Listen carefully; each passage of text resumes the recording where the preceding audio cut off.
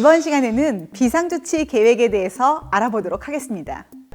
공정안전보고서의 12가지 요소에서요, 비상조치 계획은 맨 마지막에 있는 항목입니다. 1번부터 11번이 어떻게 사고를 예방하느냐에 집중됐다고 하면, 오늘 하는 비상조치 계획은 발생한 사고 이후에 어떻게 하면 피해를 최소화하는지 이런 내용들이 들어가 있다고 보시면 되겠습니다. 이 사고는 2012년도에 구미에서 발생한 불산 누출 사고입니다. 이 사고 이후에 대한민국은 안전에 관련되는 법령이 한 번 더 크게 바뀌게 됐죠. 이 구미 불산 누출 사고 이후에 화학물질관리법이라고 하는 새로운 법령이 나왔습니다. 여기에서도 마찬가지로 화학사고 예방을 위해서 많은 안전에 관련되는 인허가가 들어가 있게 됐고요. PSM하고 가장 다른 점은 무엇인가? PSM보다 비상대응에 관련돼서는 좀 더 강화됐다는 점이 가장 다른 점이라고 할 수 있습니다. 특히 이 구미불산 누출 사고가 발생했을 때 지역 주민들이 내가 과연 어디까지 대피해야 안전한가, 이런 의문이 많이 생겼고요. 그래서 위험한 화학물질을 다량으로 취급하는 사업장은 그 위험물질이 화재 폭발 누출이 발생했을 때 어디까지 영향 범위에 들어가는지 주민한테 안내해 주도록 법으로 정해져 있습니다. 특히 우리가 취급하고 있는 위험한 화학물질은 급성 독성, 그러니까 증기나 가스를 흡입하면 우리가 정신줄을 놓을 수 있을 정도로 위험하거나, 인화성이라서 점화원만 있으면 화재 폭발로 이어질 수 있는데 그 범위가 워낙 광범위하기 때문에 반드시 우리는 그 정보를 인근 지역 주민에게 안내를 해 주어야 하죠. 그러면 이 조업상의 비상사태나 자연재난에 관련되는 비상사태가 발생하면 우리는 어떻게 해야 될까요? 피해를 최소화하기 위해서 비상사태에 대비하는 게 필요합니다. 그러면 어떻게 대비하면 좋을까요? 이때 필요한 게 가상의 시나리오입니다.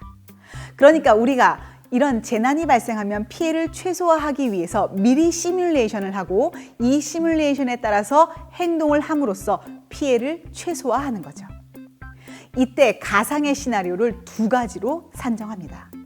하나는 최악의 시나리오, 두 번째는 대안의 시나리오. 이렇게 시나리오는 두 개로 구분됩니다. 최악의 시나리오는요, 우리가 가지고 있는 유해한 화학물질이 최대로 저장된 상태에서 그 내용들이 모두 누출이 되거나 모두 화재가 발생하거나 모두 폭발이 발생하는 경우를 우리가 최악의 시나리오라고 얘기를 합니다. 최근에 발생한 베이루트 폭발 사고가 아주 최악의 사고 시나리오죠.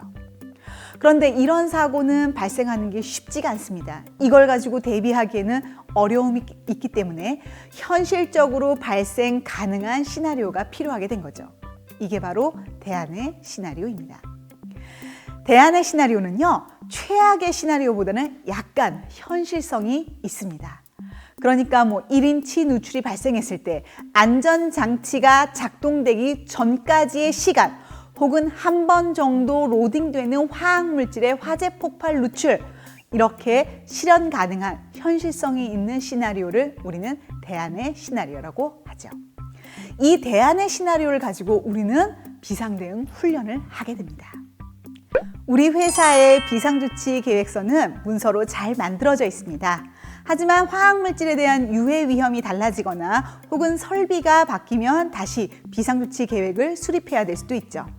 여러분께서 만약에 다시 비상조치 계획을 업데이트한다라고 하면 다음과 같은 사항을 꼭 확인해 주시기 바랍니다.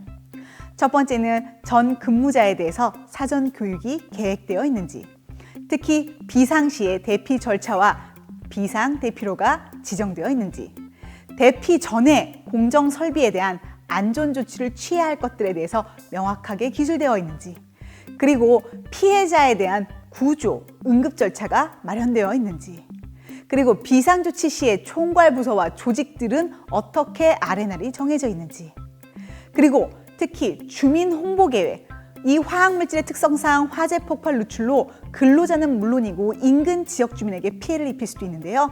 이런 주민 홍보 계획은 잘 마련되어 있는지, 특히 최악 및 대안의 사고 시나리오를 피해 예측 결과를 반영해서 잘 업데이트하고 훈련 계획에 반영하고 있는지, 이런 내용들이 빠지지 않는지 주기적으로 살펴보면 좋을 것 같습니다. 피해 예측 결과를 마련했을 때 비상조치 계획을 수립하게 됩니다.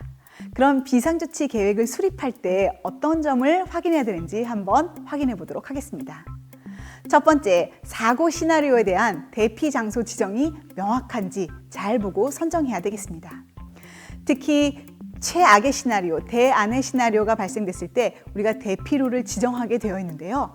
그 대피로가 사고 위험으로부터 안전한지, 신속하게 대피할 수 있는지, 혹시 사고 지점을 통과하게 될 수는 있는지, 사고가 대형화될수록 더 안전한 곳으로 대피할 수 있는 대안이 있는지, 이런 내용들을 확인해 보셔야 되겠습니다. 그 다음에 독성 물질에 대한 인명 피해 최소화에 대한 전략을 수립해야 될 것 같습니다. 독성 물질이라고 하면 작은 양으로도 우리 인간의 정신을 빼앗아가는 위험한 화학 물질이 아주 많죠. 특히 이러한 화학 물질이 누출됐을 때 인명을 최소화하기 위해서 우리는 양압 설비를 하고 있습니다. 그래서 이 양압 설비들은 제대로 설치가 되어 있는지, 기능은 제대로 마련되어 있는지, 혹은 대피를 할 때 개인 보호구를 잘 착용할 수 있도록 준비는 되어 있는지, 위험 장소에 인간이 드나들 수 있는 쉘터들이 이렇게 집중되어 있지는 않은지, 이런 내용들을 꼭 확인을 해봐야 되겠습니다. 만약에 저장 탱크, 화재, 폭발이 발생했을 때 인명 최소화 전략은 제대로 되어 있는지도 우리 한번 살펴봐야 되겠죠? 특히 우리 화재 폭발 주변의 건물들에 대해서는 안전이 확보되어 있는지, 그러니까 이격거리는 정확한지, 압력에 견딜 수 있는 강도를 가졌는지, 이런 내용들을 꼭 보셔야 되겠죠. 그리고 대형 화재가 발생했을 경우 비상대피가 불가능하지는 않는지, 이런 내용도 꼭 확인하셔서 이 비상대응 시나리오에 따라서 최악의 시나리오, 대안의 시나리오를 잘 검토한 후에 이런 최소화 전략들을 잘 마련해 주시기 바랍니다.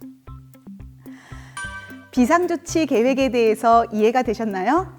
다음 시간에는 현장 점검에 대해서 알아보도록 하겠습니다.